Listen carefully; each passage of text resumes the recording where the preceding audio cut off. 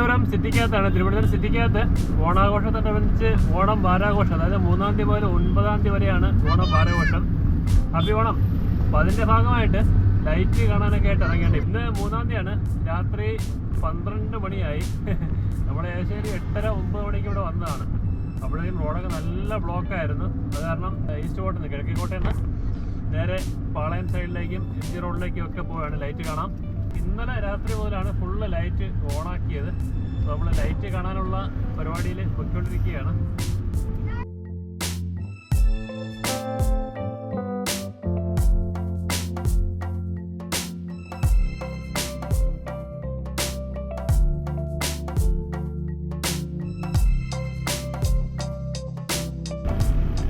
നമ്മുടെ ഈസ്റ്റ് കോട്ടയിൽ നിന്ന് അങ്ങനെ പാളയൊക്കെ എത്തിയിരിക്കുന്നത്. ഇതിനിടയ്ക്ക് ആ സെക്രട്ടേറിയറ്റിൻ്റെ അവിടെ മാത്രമേ കുറച്ച് ലൈറ്റിംഗ് ഉണ്ടായിരുന്നുള്ളൂ.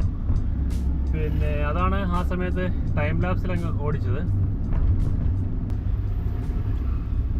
പാളയം പള്ളി, പാളയം ഒരു അമ്പലം, പാളയം ഈ സൈഡിൽ കാണുന്നത് ലെഫ്റ്റ് സൈഡിൽ മുസ്ലിം പള്ളി, റൈറ്റ് സൈഡിൽ നമുക്ക് ക്രിസ്ത്യൻ പള്ളി കാണാം. യഥാർത്ഥത്തിൽ പാളയം മുതലാണ് ഈ ലൈറ്റിങ് നല്ല ഭംഗിയായിട്ട് കൊടുത്തിരിക്കുന്നത്. വലത് സൈഡിൽ കല്യാൺ സെൽസ് ഒക്കെ കഴിഞ്ഞിട്ട് ഉള്ള ആ ഒരു പാതയുണ്ടല്ലോ.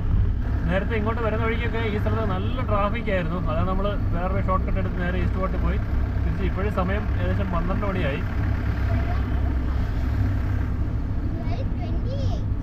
12:28 ആയാ?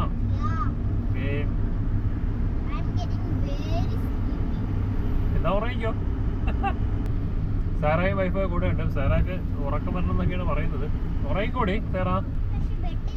ബെഡില്ലേ? ഉറങ്ങിക്കോ, കാറിൽ തന്നെ ഉറങ്ങിക്കോ.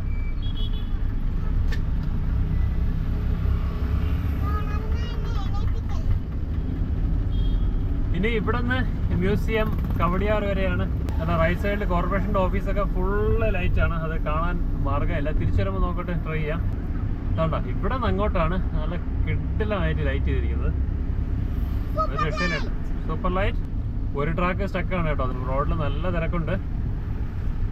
ഫസ്റ്റ് ദിവസമേ ആവുന്നുള്ളൂ. ഇന്ന് വർക്കിംഗ് ഡേ ആയിരുന്നിട്ട് പോലും ഇത്രയും തിരക്കാണ്. ദൂരം നിന്നുള്ളവരൊക്കെ എത്തുന്നുള്ളതായിരിക്കും. ഇനി നാളെയും മറ്റന്നാളും ഒക്കെ അവധിയാണ്. അപ്പോഴേ ദൂരം നിന്നുള്ളവരൊക്കെ ഇങ്ങോട്ട് വരാനുള്ള ചാൻസ് കൂടുതലാണ്. അപ്പോഴും മിക്കവാറും കംപ്ലീറ്റ് ബ്ലോക്ക് ആയി. ഇപ്പോൾ തന്നെ ബ്ലോക്ക് ആയി. നമ്മൾ നേരത്തെ റൈറ്റ് ട്രാക്ക് ഫുള്ള് സ്റ്റക്കായിരുന്നു. ഇപ്പോഴും നമ്മുടെ ട്രാക്കും സ്റ്റക്കായി. ഒട്ടും വണ്ടി അനങ്ങുന്നില്ല. മ്യൂസിയത്തിനടുത്ത് എത്താറാവുന്നേ ഉള്ളൂ.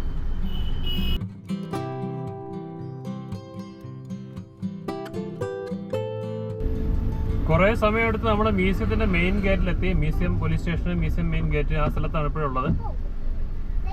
യഥാർത്ഥത്തിൽ ഇത് നടന്ന് വേണം കാണാനായിട്ട്. പക്ഷേ പാർക്ക് ചെയ്യാനായിട്ട് ഇവിടെ ഒന്നും യാതൊരു വഴിയുമില്ല. ഇപ്പോഴായി പാരാത്തിക്ക എടീ, രാത്രി 12:30 മണിയായിടി. മ്യൂസിയത്തിൻ്റെ ആരടിയുള്ള ഇപ്പോഴും കുറച്ചെങ്കിലും വണ്ടി നീങ്ങുന്നുണ്ടെന്ന് പറയാം. നേരത്തെ ഒരു 8 മണിക്ക് നമ്മൾ വന്ന സമയത്ത് ഒട്ടും അനങ്ങുന്നില്ലായിരുന്നു. ഇവിടെയൊക്കെ സ്റ്റക്കായി കിടക്കായിരുന്നു.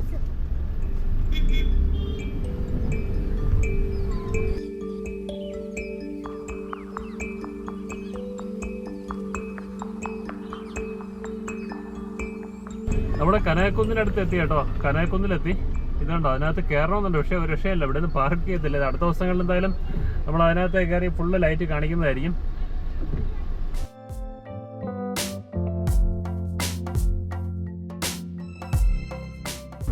റോഡിന് നടുക്കായിട്ട് കാണുന്ന ഈ ഒരു ലൈറ്റാണ് കുറച്ചെങ്കിലും വെറൈറ്റി ആയിട്ട് കാണുന്നത്. ബാക്കിയെല്ലാം മുൻ വർഷങ്ങളിലുള്ള പോലെയുള്ള ലൈറ്റാണ്. കൊള്ളാം, അടിപൊളി. സാറാ എങ്ങനെയുണ്ടേ? കൊള്ളാം. നമുക്ക് ജസ്റ്റ് മാനവീയം വീതിയിലോട്ട് തിരിയണോ? അല്ല, അങ്ങോട്ട് ലൈറ്റിംഗ് ഒന്നുമില്ല. നമ്മൾ മാനവീയം വീതിയിലോട്ട് തിരിഞ്ഞില്ല, നേരെ തന്നെ പോവാം. കെൽട്രോണിനകത്തൊക്കെ ഒരു രക്ഷയില്ല കേട്ടോ. കെൽട്രോണിനകത്തൊക്കെ ഫുള്ള് ലൈറ്റിംഗ് ആണ്. അടിപൊളി. ഇവിടെ കെൽട്രോണിനകത്തോ വേനടി അവിടെ കയറ്റി വിടൂല നമ്മള്. ഇപ്പോൾ വെള്ളയമ്പലത്ത് നിന്ന് രാജീഫാൻ റോഡിലോട്ട്, അതായത് പേരൂർക്കോട് അമ്പലമൊക്കെ പേരൂർക്കോടോട്ട് പോകുന്ന റോഡിലേക്കാണ് നമ്മളിപ്പോൾ കയറിയത്. ഇവിടെയും കൊള്ളാം കേട്ടോ, അടിപൊളി.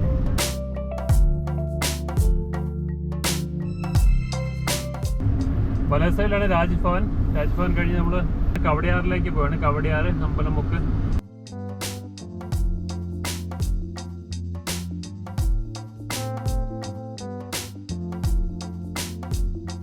അങ്ങനെ സിറ്റിയുടെ റോഡ് സൈഡിലുള്ള ലൈറ്റിംഗ് എല്ലാം അവസാനിച്ചു. അപ്പോൾ ഈ ഒരു കുഞ്ഞു വീഡിയോ തൽക്കാലം ഇവിടെ വൈൻഡപ്പ് ചെയ്യുകയാണ്. Bye bye.